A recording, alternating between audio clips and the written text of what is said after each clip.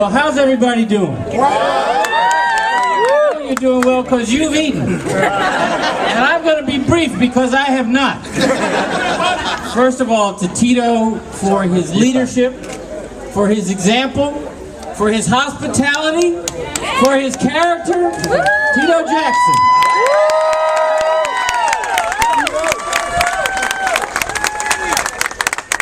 And for the woman who made him that way, where's Mama Jackson? Thank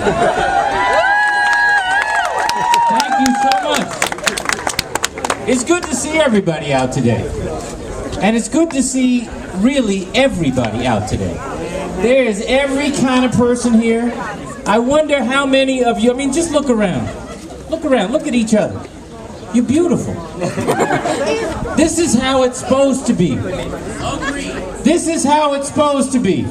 This is what we're working for. It's seeing your stake in each other. Not just your own dreams and your own struggles, but in your neighbors as well.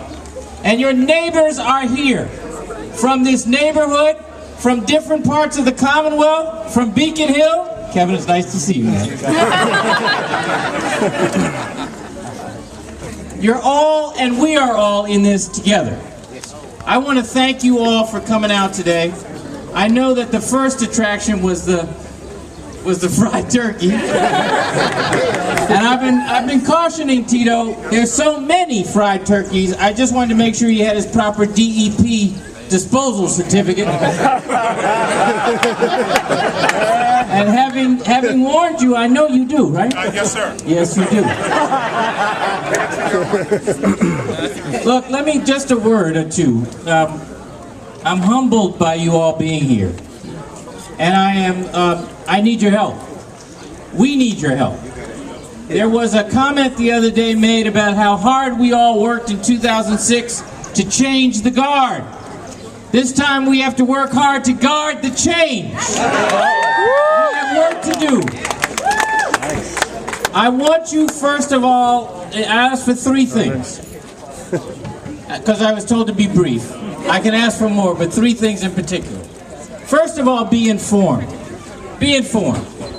You might not know that we've had the most productive legislative sessions in 30 years.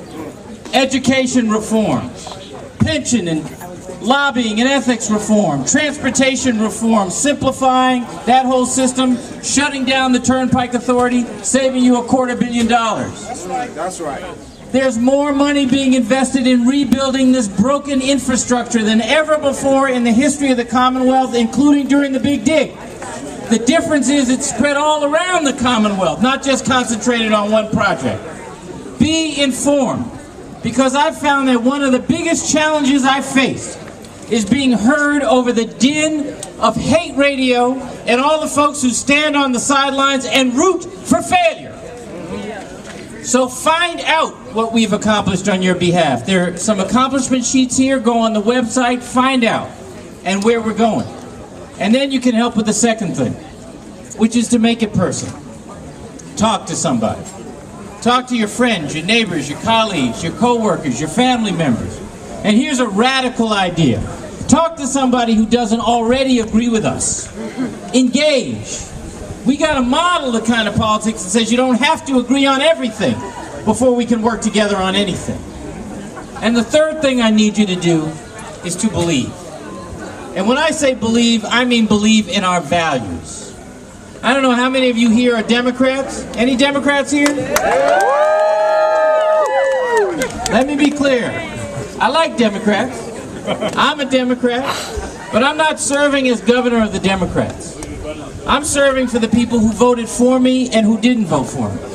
I'm serving for the people who agree with this policy or that policy position and who don't. Because I do believe we have to model that kind of politics that says we don't have to agree on everything before we work together on anything. But I will say this about Democrats and democratic values, because that is the choice we're facing right now. That is the choice.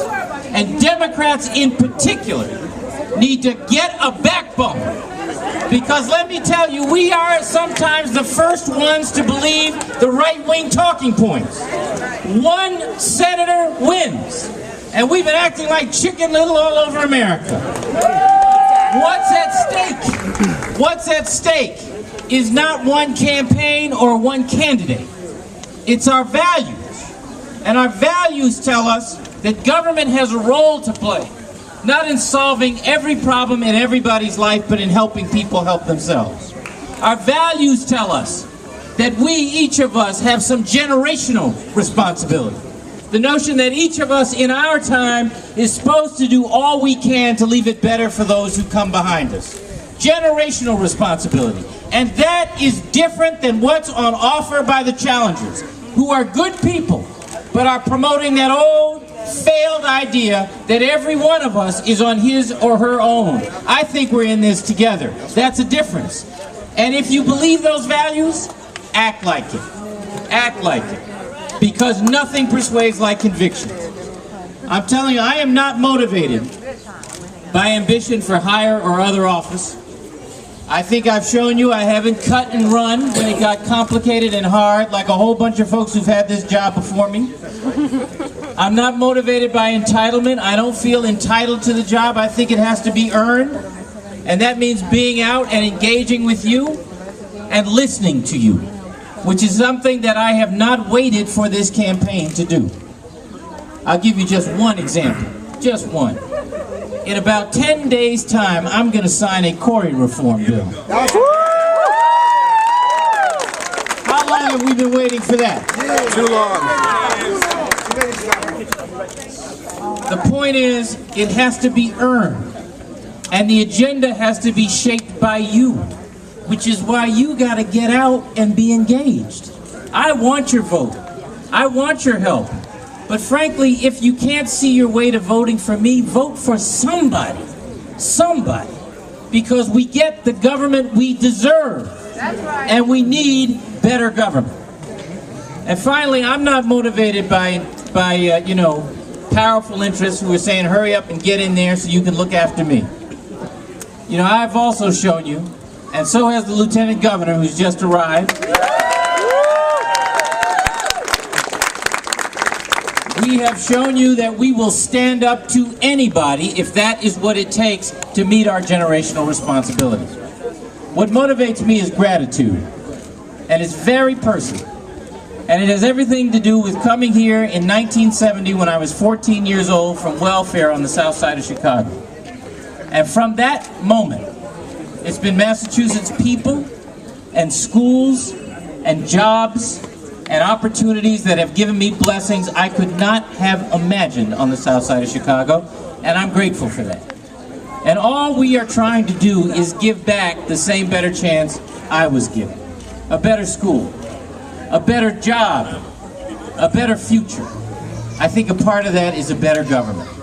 And I'm confident that if you do what I ask you to do, be informed, make it personal, and believe, we will win, we will deserve to win, and then we can finish what we started. Thank you all for coming out today.